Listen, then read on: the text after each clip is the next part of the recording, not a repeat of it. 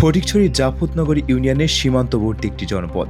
চারপাশে সবুজ প্রকৃতি, আর সেই প্রকৃতির মাঝেই দাঁড়িয়ে আছে একটি শিক্ষা প্রতিষ্ঠান, যে প্রতিষ্ঠানটি গত 5 দশকেরও বেশি সময় ধরে ছড়িয়ে দিচ্ছে নারী শিক্ষার আলো। 5 দশকেরও বেশি সময় আগে এখানে চিত্রটা ছিল একেবারেই ভিন্ন। মেয়েদের শিক্ষার সুযোগ ছিল সীমিত। প্রত্যন্ত এলাকার অনেক পরিবারের জন্য মেয়েদের দূরে পাঠিয়ে পড়াশোনা করানো ছিল কঠিন।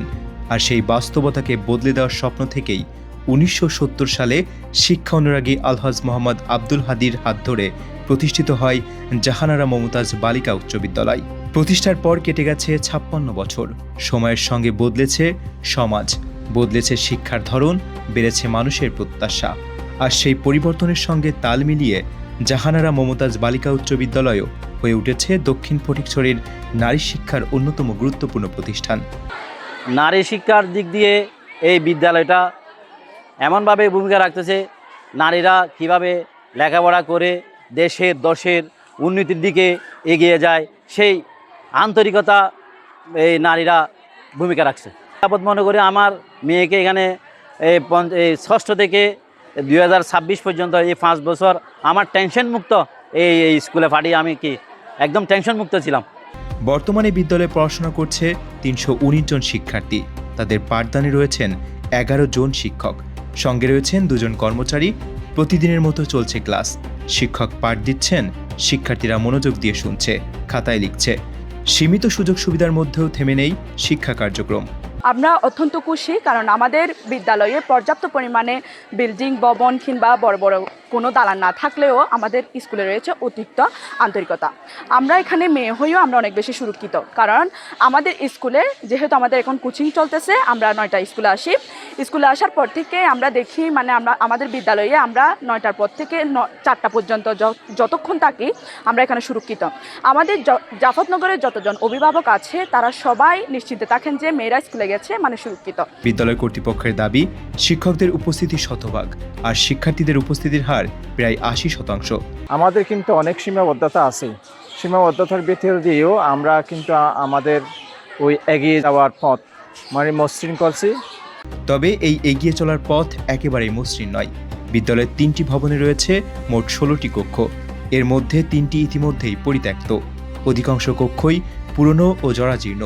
শিক্ষার্থীদের তুলনায় পর্যাপ্ত বেঞ্চ নেই পর্যাপ্ত ফ্যান ও প্রয়োজনীয় আসবাবপত্র।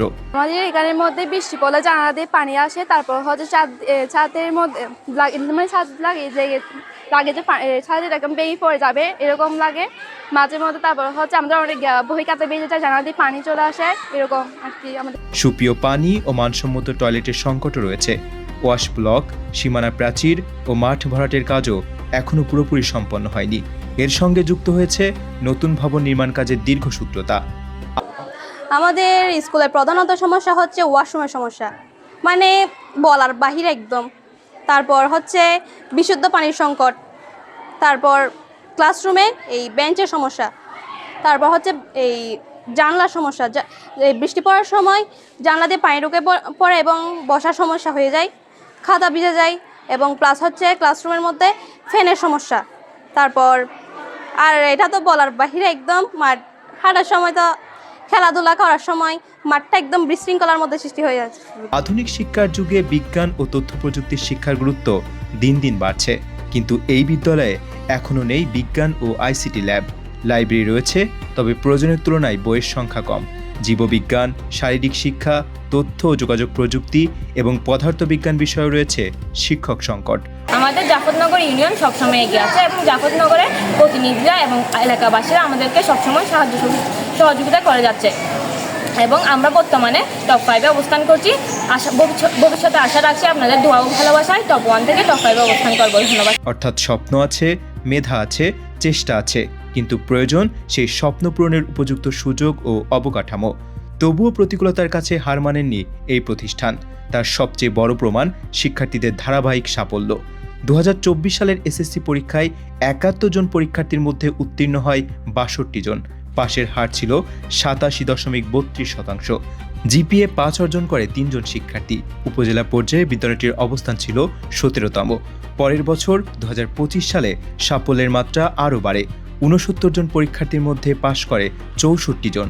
পাশের হার দাঁড়ায় 92.75%, জিপিএ 5 পায় 3 জন। আর উপজেলা পর্যায়ে 17তম স্থান থেকে উঠে আসে তৃতীয় অবস্থানে। 2026 সালেও ধরে রাখে সাফল্যের ধারাবাহিকতা। 51 জন পরীক্ষার্থীর মধ্যে উত্তীর্ণ হয়েছে 41 জন, পাশের হার 80.39%। এবার একজন শিক্ষার্থী অর্জন করেছে জিপিএ 5। গত বছরের তুলনায় পাশের হার কিছুটা কমলেও উপজেলা পর্যায়ে বিদ্যালয়টি রয়েছে 5ম অবস্থানে। ফলাফলের এই সাফল্যই যেন বলে দেয় অবকাঠামোর সীমাবদ্ধতা মেধা ও স্বপ্নকে আটকে রাখতে পারে না। এই বিদ্যালয়ে আলো ছড়িয়ে দেওয়ার পেছনে রয়েছেন আরও একজন সংগ্রামী নারীর গল্প, যিনি দীর্ঘদিন ধরে নীরবে কাজ করে যাচ্ছেন। তিনি বিদ্যালয়ের প্রধান শিক্ষিকা। বিদ্যালয়ের নানা সংকট, সীমাবদ্ধতা আর প্রতিকূলতার মধ্যেও শিক্ষার্থীদের পড়াশোনা ও ভবিষ্যৎ নিয়ে নিরন্তর কাজ করে যাচ্ছেন তিনি। উপজেলা সদর থেকে সর্বদক্ষিণে হওয়া সত্ত্বেও আমাদের বিদ্যালয়টি উপজেলা সদরের যে বিদ্যালয়গুলো আছে সেসব বিদ্যালয়ের সুযোগ সুবিধা ওরা যেটুকু পায় তার বিন্দু পরিমাণে আমরা না পাওয়া সত্ত্বেও আমাদের বিদ্যালয় কিন্তু প্রান্তিক অবস্থানে থেকেও ভালো একটা রেজাল্ট করেছে। এই ভালো ফলাফলের পিছনে যাদের অবদান সবচেয়ে বেশি সেটা হলো শিক্ষক, শিক্ষার্থী, অভিভাবক এবং এলাকার মানুষ। বিশেষ করে আমি ধন্যবাদ দিব জাফতনগরের সচেতন এলাকার মানুষ যারা আছে, তাদের কারণে কিন্তু আমাদের আজকের এই ফলাফল। সে সাথে আমাদের প্রতিষ্ঠাতা পরিবার সর্বোচ্চ সহযোগিতা করে। আর আমাদের বিদ্যালয়ের কোনো অবকাঠামোগত ভালো একটা ভবন নেই, ভালো একটা ওয়াশরুম নেই, মেয়েদের জন্য ভালো একটা লাইব্রেরি নেই। এত কিছু না থাকা সত্ত্বেও আমার মেয়েরা কিন্তু সব দিক দিয়ে সেরা। আমার মেয়েরা যখন উপজেলা পর্যায়েও কোনো একটা প্রতিযোগিতায় যায় তারা কিন্তু কখনোই খালি হাতে ফিরে না, তারা সবসময় পুরস্কার নিয়ে ফিরে।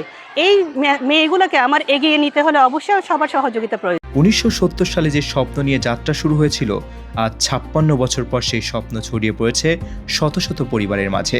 সেই সময়ে মেয়েদের শিক্ষার পথ ছিল কঠিন। সেই সময়ে একটি বিদ্যালয় প্রতিষ্ঠার উদ্যোগ বদলে দিয়েছে একটি জনপদের চিত্র। আজও সেই পথ চলা চলছে, তবে এই পথকে আরও সহজ করতে প্রয়োজন আধুনিক অবকাঠামো। জাহানারা মমতাজ বালিকা উচ্চ বিদ্যালয় শুধু একটি বিদ্যালয় নয়, এটি ফটিকছড়ির নারী শিক্ষার ইতিহাস, সংগ্রাম ও সম্ভাবনার এক উজ্জ্বল অধ্যায়।